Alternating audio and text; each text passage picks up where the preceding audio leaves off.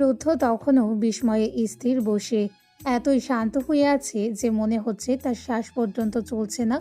এই সামান্য কথা শোনার জন্য সে কত উদগ্রীব ছিল। অদ্রিজা এগিয়ে এলো স্বামীর নিকট, দুহাতের আঁচলায় স্বামীর মুখটা নিয়ে সেই একই কান্নারত স্বরে আওড়ালো। শাস্তি পেতে চাইছেন আপনি? আইন দেখাচ্ছেন? কি ভাবলেন না? কিন্তু ভাবলেন না একবারও? আপনাকে শাস্তি দিয়ে আমি কেমন কাটাবো একাকী দিনগুলো? ভাবলেন না আপনাকে ছাড়া থাকতে আমার কতটা কষ্ট হবে? আর সেই কষ্ট সইতে না পেরে আমি শেষ হয়ে যাব। কেন ভাবেন না আপনি? কেন বোঝেন না এই ভীত মেয়ে আপনি ছাড়া এক পাও চলতে পারে না? কেন বোঝেন না আপনি আমার শক্তি? আমার আর কিচ্ছু চাই না। আমার শুধু আপনাকে চাই রুদ্ধ। কেন বোঝেন না আপনি? রুদ্ধ জানতো মেয়েটা তাকে ভালোবাসে, কিন্তু আজ মনে হলো মেয়েটা তার ভাবনার চাইতেও বেশি ভালোবাসে তাকে। হঠাৎ মেয়েটাকে টেনে শক্ত করে ঠেসে ধরল নিজের সাথে। অশান্ত শ্বাস যেন এখন তীব্র বেগে ছুটছে। ঠিক তেমন মেয়েটা কেঁদে চলেছে অনবরত। রুদ্ধ মেয়েটার পিঠে চুলের মাঝে অস্থির হয়ে হাত বুলাতে শুরু করলো। সামান্য স্বস্তি দিতে আওড়ালো। শশ, আমি আছি তো তোমার সাথে, তোমার পাশে। দেখো, কোনো আইন নেই যে আমাকে তোমার থেকে কেড়ে নেবে। উপরওয়ালা ছাড়া কেউ আমাদের আলাদা করতে পারবে না। শান্ত হও, শান্ত হও পাখি। এত ভয় পেতে নেই। কেউ নিয়ে যেতে পারবে না আমাকে। শুধু তুমি আমার পাশে থাকলেই হবে। কথাগুলো শুনতেই অদ্রিজা কান্না থামিয়ে চোখ তুলে তাকালো।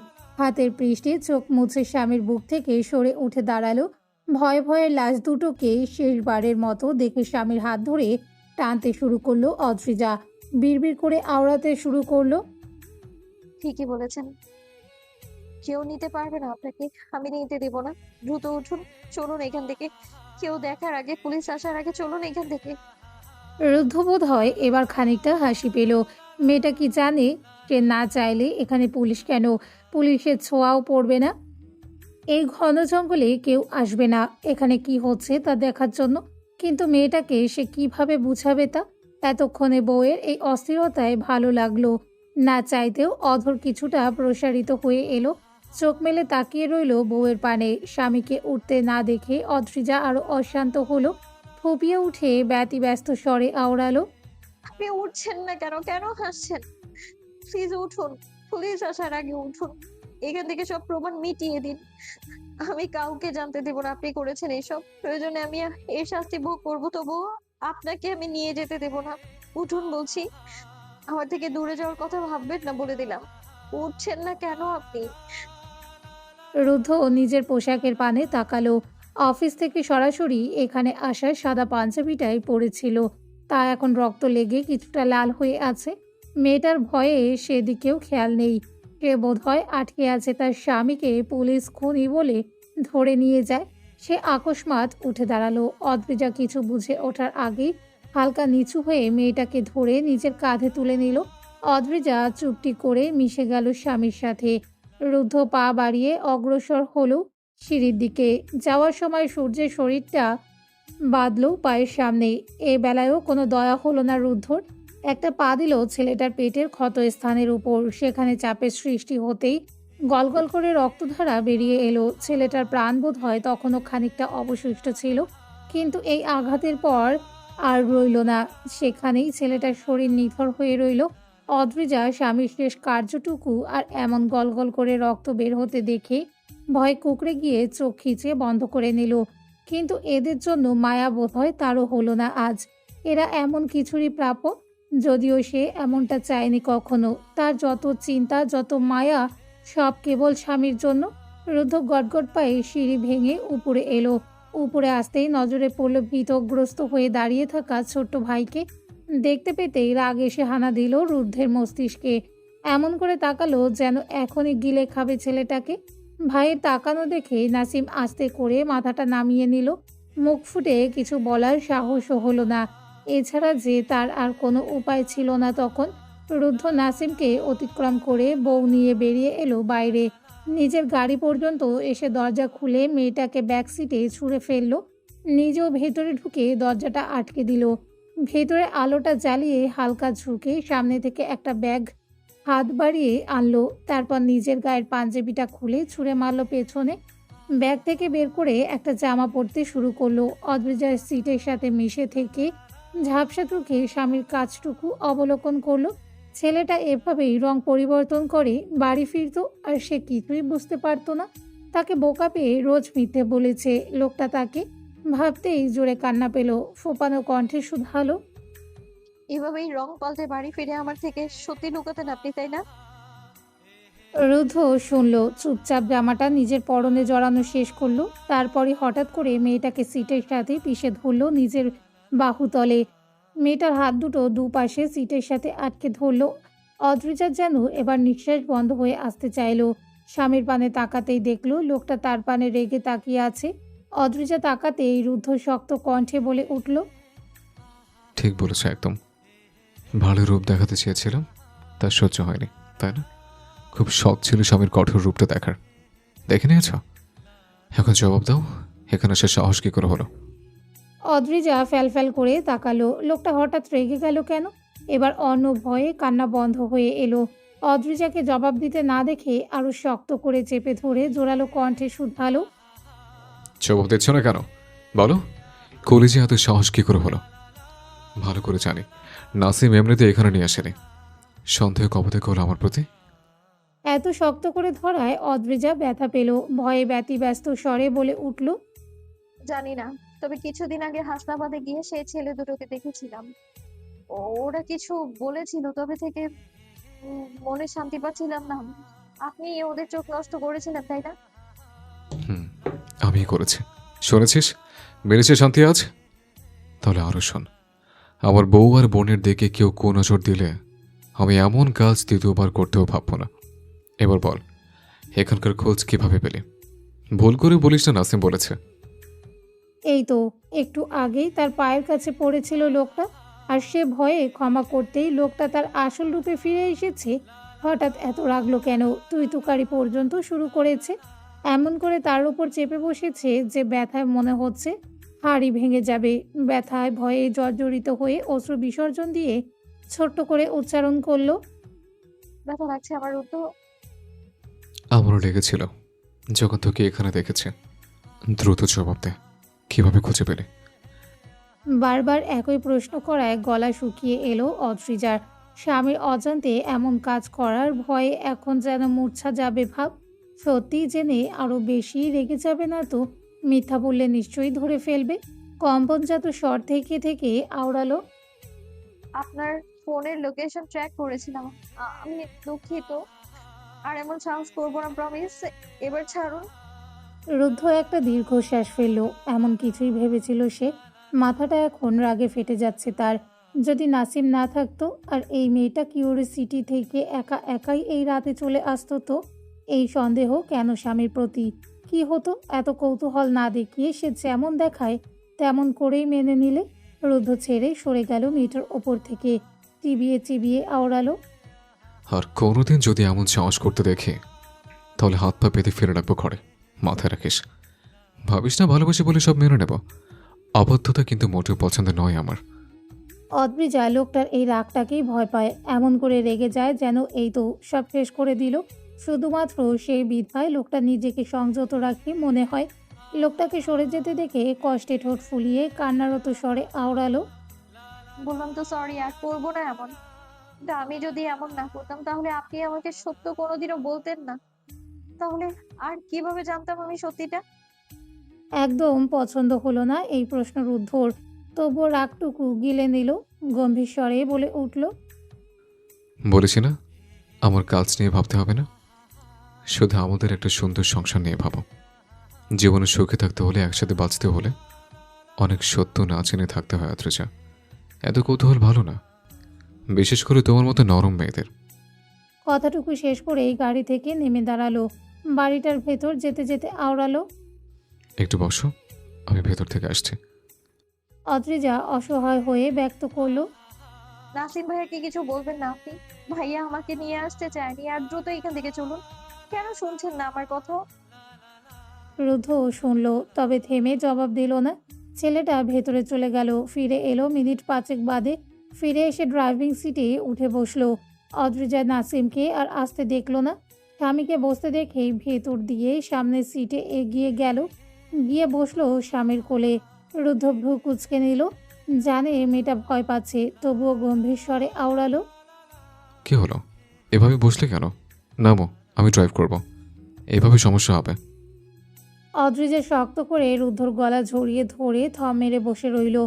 নাক টেনে প্রতি উত্তর দিল, আমি জানি এভাবে ড্রাইভ করতে আপনার একটু অসুবিধা হবে না, আগের দিনও করেছিলেন। এত রেগেছেন কেন? রাগার কথা তো আমার, সেখানে আপনি রেগে গেলেন। বললাম তো সরি, আর কোনোদিনও এমন করবো না, প্রমিস। আপনার কোনো কাজে নাক গলাবো না আর। আপনার অনুমতি ছাড়া এসব করা ঠিক হয়নি, আমার প্লিজ রেগে থাকবেন না। রুদ্ধর অধরকোণে শুষ্ক হাসির রেশ ফুটে উঠল এতক্ষণে। সে বেশ জানে কখন কোন ঔষধ অ্যাপ্লাই করলে বউ তার বশীভূত হয়ে ভদ্র নম্র মেয়ে হয়ে থাকবে, তার কাছে বাধা সৃষ্টি করতে ভাববে। এরপর এই জন্যই কথায় বলে, বউ হওয়ার জন্য ভীতু মেয়েরাই পারফেক্ট। না হলে তো এতক্ষণে বোধহয় জেলের পোড়া রুটি তার নসিবে হতো। আর কথা বাড়ালো না, বউকে আশকারা দিতে হাত বাড়িয়ে ধরলও না, না তো কোল থেকে নামিয়ে দিল। সেভাবেই আস্তে ধীরে গাড়ি ছুটিয়ে জঙ্গলটা থেকে অগ্রসর হলো। পিছে ফেলে গেল এক অনির্বচনীয় সত্য, এক ধূম্র মায়াজালের ন্যায় তার নিজের তৈরি জাহান্নামকে।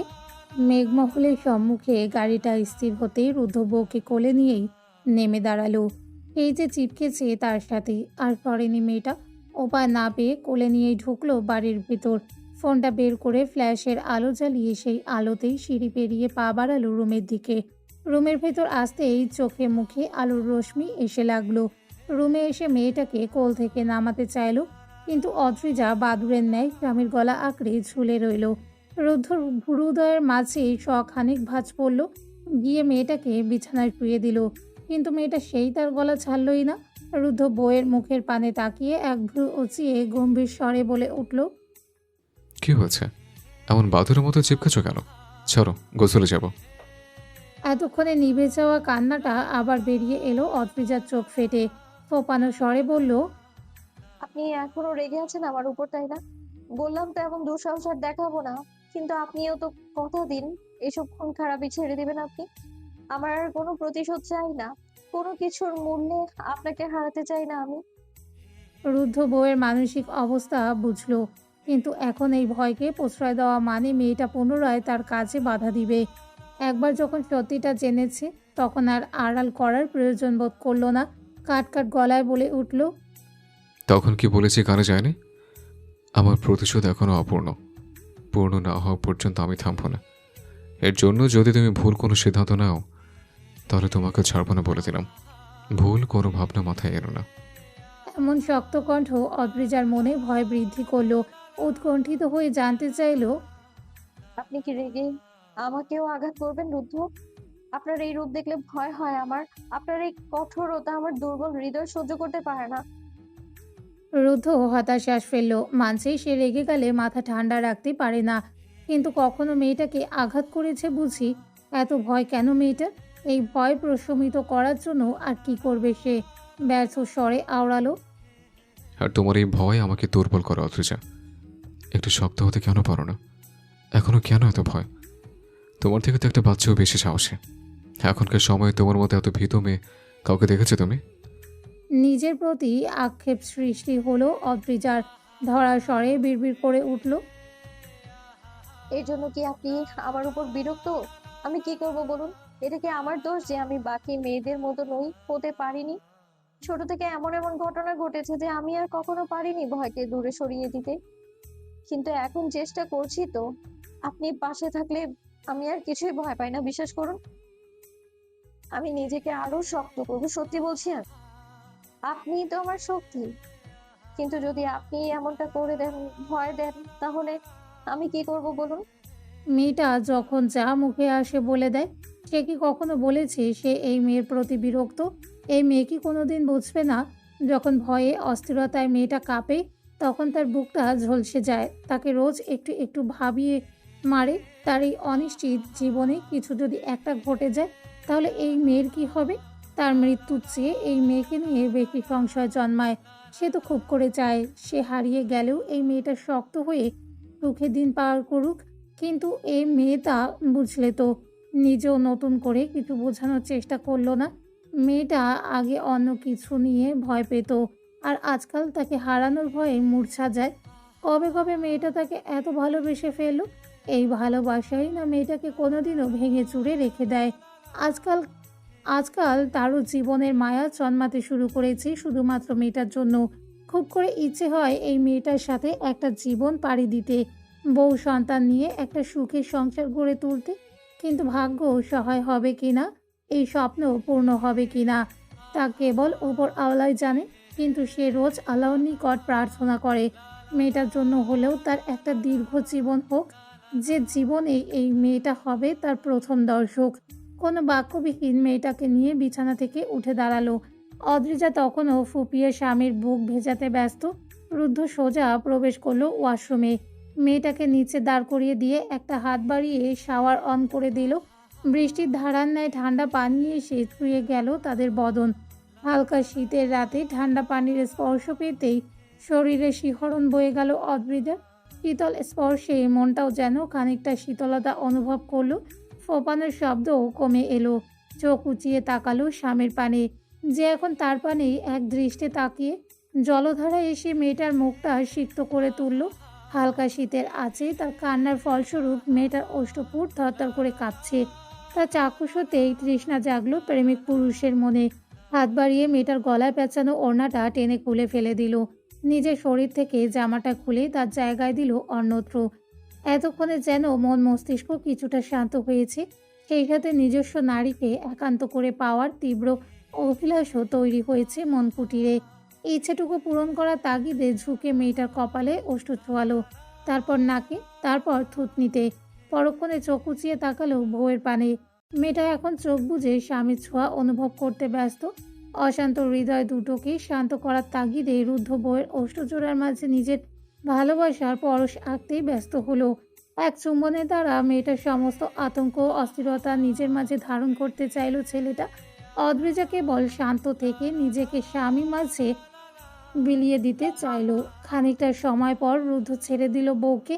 ততক্ষণে দুজন ভিজে একাকার। ভেজা অবস্থায় থাকতে চাইল না রুদ্ধ।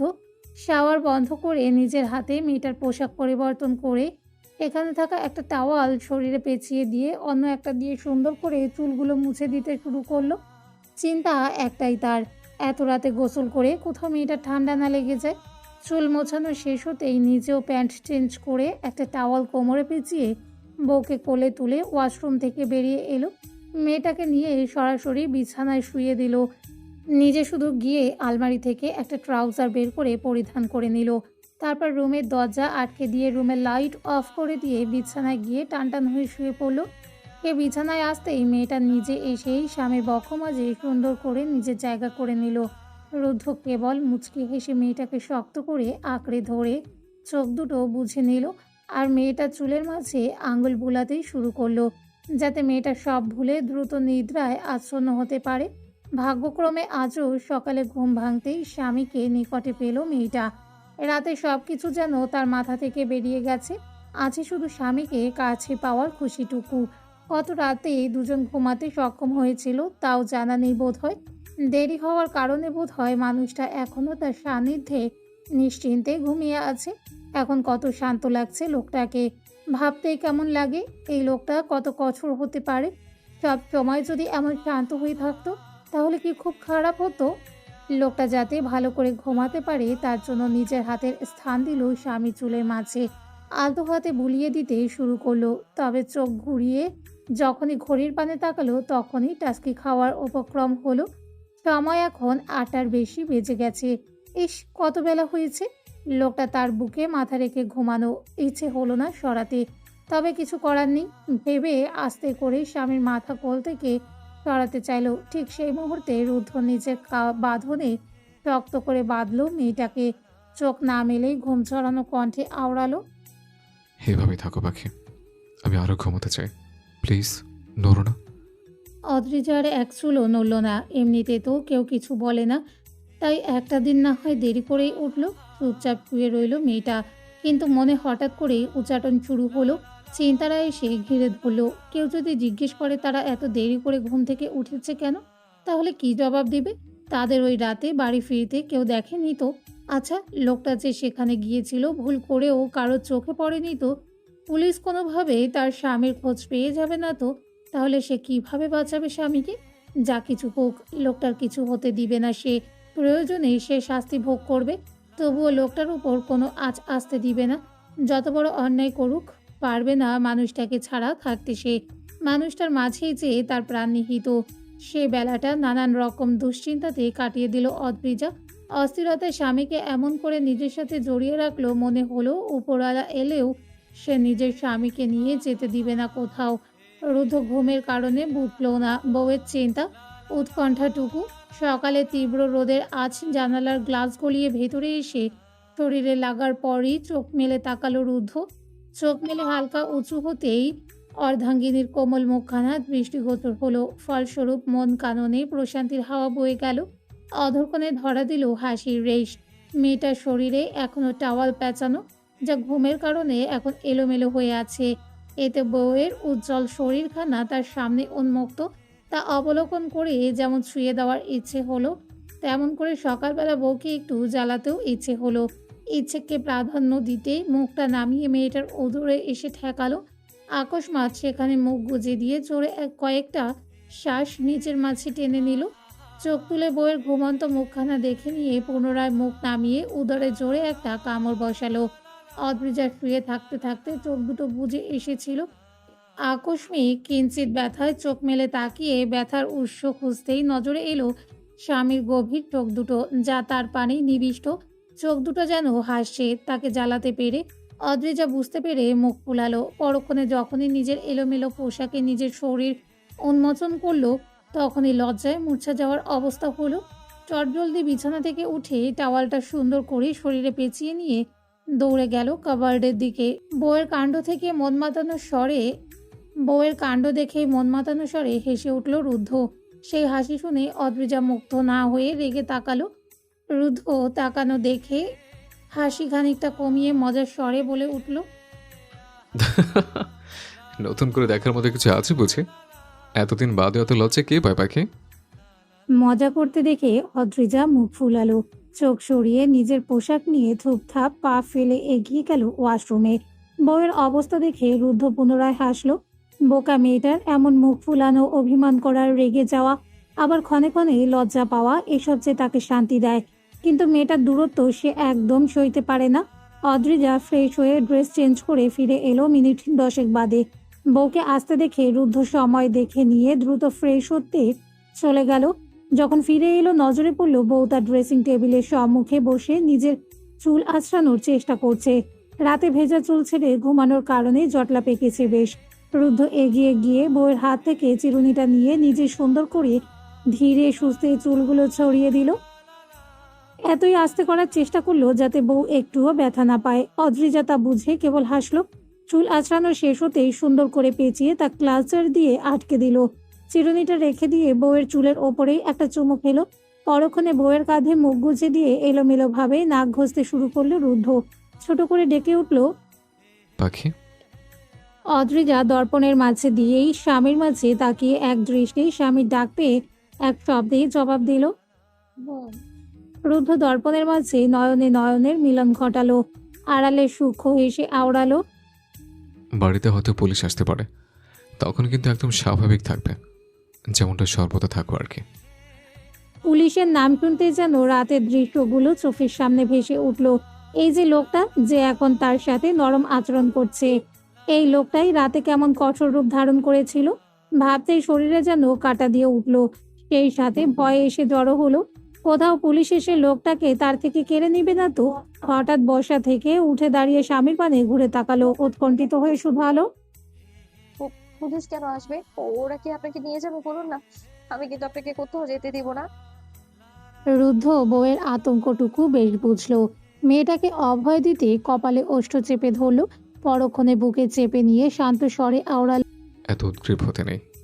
আমাকে তখন নিয়ে যাবে যখন কোনো প্রমাণ পাবে, আর ওনাদের কাছে কোনো প্রমাণ নেই। সো ভয় না পেয়ে স্বাভাবিক থাকবে। যদি তারা আসে আর তোমাকে কোনো প্রশ্ন করে, তো নর্মালি জবাব দেবে, একদম প্যানিক করবে না, কেমন? মেয়েটার অস্থিরতা কমল না। সে এত কঠোর মনের নয় যে নিজ হাতে স্বামীকে আইনের হাতে তুলে দিবে, তাও সেই অন্যায়ের জন্য যে অন্যায়গুলো লোকটা তার জন্য করেছে। সে এত সৎ হয়ে নিজের ভালোবাসা হারাতে মোটেও রাজি না। পাপিষ্ঠগুলো এই সবেরই প্রাপ্য ছিল। তার স্বামী একেবারে ঠিক করেছে। ভয় কমল না অদ্রিজার, তবুও মাথা নেড়ে সায় জানালো সে স্বাভাবিক থাকবে। রুদ্ধ খুশি হয়ে আওড়ালো, তাহলে নিচে চলো, খেতে যাবে। অদ্রিজা বাক্য ব্যয় না করেই স্বামীর সাথে পা চালিয়ে নিচে এলো। ডাইনিং পর্যন্ত আসতেই দেখলো সবাই তৈরি হয়ে খেতে এসেছে। বেলা তো আর কম হয়নি, খেয়েই হয়তো সবাই কাজে বের হবে। তাদের দেরি হওয়ার জন্যই কেউ প্রশ্ন করলো না, কেবল প্রিয়তা বান্ধবীর পানে তাকিয়ে শুধালো, কি রে, রেডি হোসনি যে? ভার্সিটি যাবি না? অদ্রিজা জবাব দেওয়ার পূর্বেই রুদ্ধ জবাব স্বরূপ আওড়ালো। ও আজ যাবে না। প্রিয়তা ভুরু কুঁচকে নিল, তবে আর কোনো প্রশ্ন করলো না। রায়া ভাইকে ডেকে নিজের পাশে বসতে বলল। রুদ্ধ এক পা বাড়াতে না বাড়াতেই বাড়ির একটা কাজের মহিলা ছুটে এলো। দেখতে খানিকটা চিন্তিত লাগছে, তা দেখে নূর বেগম চিন্তিত হয়ে শুধালেন। কি হয়েছে? মহিলাটি সবাইকে একবার দেখে নিয়ে তটস্থ হয়ে জবাব দিল, বাইরে পুলিশ এসেছে, বড় ভাইজানকে চাইছে। পুলিশ এসেছে শুনেই অদ্রিজার গলা শুকিয়ে এলো। এই তো লোকটা খানিকক্ষণ আগেই তাকে বলে এলো পুলিশের কথা, আর এর মাঝেই পুলিশ হাজির। এত দ্রুত কেন এলো? কোনো প্রমাণ পেয়েছে বুঝি? ভয় পাবে না বলেও ভয় পেল, শরীরটা ভেঙে পড়তে চাইলো। ঢলে উঠতেই রুদ্ধ পেছন থেকে ধরে নিল। অদ্রিজা ভীত হয়ে অস্পষ্ট স্বরে আওড়ালো, পুলিশ পুলিশ কেন এসেছে? পুলিশ কি আপনাকে নিয়ে যাবে? মেয়েটার অবস্থা দেখে রুদ্ধ হতাশ শ্বাস ফেলল। পুলিশ আসবে তা আন্দাজ করেছিল বটে, তবে এত দ্রুত চলে এলো। মেয়েটার যা অবস্থা তাতে পুলিশ সন্দেহ না করে বসে। উপায় না পেয়ে বউয়ের কানের সাথে নিজের ওষ্ঠ ছুঁয়ে ফিসফিস করে আওড়ালো, কি বলেছিলাম ভুলে গেছো? স্বামীকে পুলিশের হাতে দিতে চাও? যদি না চাও তা একদম স্বাভাবিক হওয়া অদ্রিজা, একেবারে শান্ত থাকো। কথাগুলো শেষ করেই মেয়েটাকে সোজা করে দাঁড় করিয়ে দিল। অদ্রিজার চোখ বুঝে জোরে জোরে কতগুলো শ্বাস টেনে নিজের মাঝে শক্তি জুগিয়ে নিল। বাড়ির সকলের কপালেই শখানেক ভাঁজের সৃষ্টি হয়েছে। এত সকালে বাড়িতে পুলিশ কেন এসেছে তা সকলেরই অজানা। সবারই কৌতূহল হলো। রুদ্ধই সবার আগে ডাইনিং পেরিয়ে হল রুমে অগ্রসর হলো পুলিশের সাথে দেখা করার জন্য। রশিদুল সাহেবও বিস্ময় নিয়ে উঠে ছেলের পিছু গেলেন। সেই সাথে বাকি সবাই চিন্তিত হয়ে তাদের পিছু গেল কি হয়েছে তা জানার জন্য। হলরুমেই দুজন পুলিশ দাঁড়ানো, একজন মাঝবয়সী আর একজন যুবক। রুদ্ধদের আসার শব্দ পেতেই ঘুরে তাকালেন ওনারা। রুদ্ধ এক পলকে দুজনের নাম পড়ে নিল। শান্ত মতো সালাম দিয়ে শুধালো, আমাকে খুঁজছিলেন ইন্সপেক্টর? বলুন, কি সাহায্য করতে পারি? রুদ্ধ কথা শুনে পুলিশ দুজন সবাইকে একবার দেখে নিলেন। বয়স্ক পুলিশটা রুদ্ধর পানে তাকিয়ে ভালো করে পরখ করে বাঁকা হাসলেন। ওনাদের মধ্যে থেকে তিনি কথার জবাবে দিলেন। তেসরা কণ্ঠে শুধালেন, সাবেক এমপির ছেলে নিখোঁজ জানেন মিস্টার? দেখেছিলাম নিউজে। রুদ্ধ ছোট্ট জবাব পেয়ে পুলিশটি আরো বেশি ঠোঁট প্রসারিত করে আওড়ালেন, আচ্ছা, তা জানেন কি সে কোথায় আছে বা তাকে কে তুলে নিতে পারে? নিশ্চয় কোনো ক্ষমতাবান লোক ছাড়া এমন করা সম্ভব নয়, তাই না? রুদ্ধ শান্ত দৃষ্টিতে তাকিয়ে রইল পুলিশটির চোখের দিকে। নিজেও ঠোঁট বাঁকিয়ে হাসলো। স্বাভাবিক স্বরেই জবাব দিল, তা ঠিক, কিন্তু সে কোথায় আমি কি করে জানবো বলুন? তার বিষয়ে খোঁজ রাখা কি আমার দায়িত্ব? পুলিশটি এবার ভনিতা না করেই সরাসরি বলে উঠল, রাজনৈতিক জীবনে কে কার খোঁজ রাখে এটা বোঝাই তো মুশকিল। তবে সৈয়দ সাহেব আপনাকে সন্দেহ করেছেন তার ছেলের নিখোঁজের ব্যাপারে। বাড়ির সবাই যেন এবার ঝটকা খেলো। এমন নিউজ তারাও দেখেছে সকলে, কিন্তু এর কারণে রুদ্ধকে দোষী ভাবছে। নূর বেগমও যেন এবার ঘাবড়ে গেলেন। অদ্রিজার তো গলা শুকিয়ে কাঠ। রায়া রোনা কেবল কথা বোঝার চেষ্টায় আছে। প্রিয়তা বান্ধবীর কোল ঘেঁষে চিন্তিত আর উৎসুক হয়ে দাঁড়িয়ে আছে। নূর বেগম উৎকণ্ঠিত হয়ে পুলিশের উদ্দেশ্যে বলে উঠল, এসব আপনারা কি বলছেন ইন্সপেক্টর? আমার ছেলে এমন কাজ কখনো করতে পারে না। এমন ঘৃণ্য অ্যালিগেশন আমার ছেলের নামে কি করে করতে পারলেন? পুলিশ কোনো জবাব দেওয়ার পূর্বেই রুদ্ধ নিজের মায়ের পানে তাকিয়ে চোখ দিয়ে আস্থা দিয়ে বলে উঠল, শান্ত হও মা, আমি কথা বলছি, আব্বু আছে, চিন্তা করো না। ছেলের কথা শুনে আর কথা বাড়ালেন না নূর বেগম। রুদ্ধ পুলিশের পানে তাকিয়ে ছোট্ট করে শুধালেন, আপনাদের কাছে আমার বিরুদ্ধে কোনো প্রমাণ আছে? আপাতত নেই। তাহলে আগে প্রমাণ জোগাড় করুন, তারপর এই বাড়িতে পা রাখুন। কিছুদিন বাদে ইলেকশন। আমি চাই না এই সময় কোনো খারাপ ইফেক্ট পড়ুক আমার ইমেজের ওপর। কি বলছে বুঝতে পারছেন নিশ্চয়ই? রুদ্ধর কাটকাট জবাব পেয়ে পুলিশটা খানিকটা দমলেন। পুলিশের কাজই সন্দেহ করা আর সন্ধান করা। আরও একজন ক্ষমতাবান লোকের ছেলে নিখোঁজ হয়েছে বলে কথা। ওনাদের উপর প্রেশার পড়াই স্বাভাবিক। উপর মহল থেকে যা অর্ডার পাচ্ছেন তাই পালন করছেন। তবে প্রমাণবিহীন কাউকে হেনস্থা করাও মানবিক কাজ নয়, তাও আবার কিনা এমন একজন এমপির বাড়িতে। তবে এত সহজেও বোধ হয় ওনারা কাউকে ছেড়ে দেওয়ার পাত্র নন। নম্রতা দেখিয়ে বললেন, প্রমাণই তো খুঁজেছি। আপনারও কিন্তু আমাদের সাথে কোঅপারেট করা উচিত।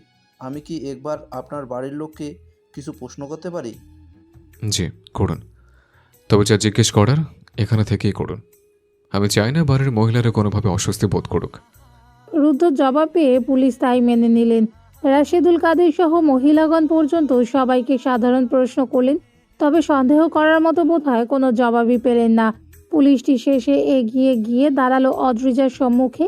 তীক্ষ্ণ দৃষ্টিতে তাকিয়ে রইলেন। লোকটাকে সম্মুখে দেখতেই মাথা নত করে নিল অদ্রিজা। রুদ্ধ তা দেখেই এগিয়ে এলো বউয়ের নিকট। বউয়ের একটা হাত নিজের হাতের আজলায় শক্ত করে ধরল। পুলিশের উদ্দেশ্যে বলল, আমার স্ত্রী পুরুষ মানুষ দেখলে অস্বস্তি বোধ করে। যা প্রশ্ন করার দ্রুত করুন। পুলিশটিও সময় ব্যয় না করে প্রশ্ন করলেন, আপনার স্বামী এ কয়দিন যাবৎ কখন বাড়ি ফিরছেন বলতে পারেন? অদ্রিজা যত সম্ভব স্বাভাবিক থাকার চেষ্টা করে জবাব দিল, জি, প্রতিদিন 11:30 থেকে 12টার মাঝে ফিরে আসে। জি। পুলিশ বোধহয় অদ্রিজাকে ভড়কাতে চাইলেন। ইনিয়ে বিনিয়ে শুধালেন, এমন কি হতে পারে যে রাতের বেলা আপনি ঘুমিয়ে পড়লেন তখন আপনার স্বামী কোথাও বেরিয়ে যায়? মানে বলছি, এমন হলেও হতে পারে কি মিসেস কাদের? অদ্রিজার এতে শ্বাস তীব্র হলো। নিজেকে শক্ত রাখার চেষ্টা করেও যেন ব্যর্থ হচ্ছে। এত প্রশ্নের জাতাকলে চোখ উঁচিয়ে একবার স্বামীর মুখখানা দেখার চেষ্টা করলো। পুনরায় চোখ সরিয়ে আমতা আমতা করে জবাব দেওয়ার চেষ্টা করলো, না, আমি জানি সে কোথাও যায় না। আসলে আমরা মানে আসলে আমার বউ বলার চেষ্টা করছে যে রাতে আমরা দুজন কোয়ালিটি টাইম স্পেন্ড করছিলাম। সো ঘুমিয়ে যাওয়ার কোনো প্রশ্ন আসে না। কি বলছে বুঝতে পারছেন তো ইন্সপেক্টর সাহেব? অদ্রিজার কথার মাঝে দুহাত দেখিয়ে বলে উঠল রুদ্ধ। এমন সরাসরি নির্লজ্জ বাক্য শুনে অদ্রিজার কান দুটো রক্তিম হয়ে উঠল। পুলিশ দুটো সহ সেখানে উপস্থিত বড়রা রুদ্ধের বাক্যের মানে বুঝে ভিমড়ি খেলেন যেন। পুলিশ যেন প্রশ্ন করার আর কোনো উপায় পেলেন না। দুটো হুঁশিয়ারি বাক্য শুনিয়ে চুপচাপ বেরিয়ে গেলেন বাড়ি থেকে। রুদ্ধ সেদিক পানে বাঁকা দৃষ্টিতে তাকিয়ে রইল। বাকি সবাইও স্বস্তির শ্বাস ফেলে ডাইনিংয়ে ফিরে যেতে শুরু করলেন। রায়া তখনও দাঁড়িয়ে ভাইয়ের চোখে চোখ পড়তেই ঠোঁট বাঁকিয়ে আলতো হাসলো। তার বেশ মনে আছে ভাইয়ের বলা সেদিনের কথাটা। তার সাথে মনে পড়ল জানোয়ারটা তাকে কিভাবে ছুঁয়েছিল।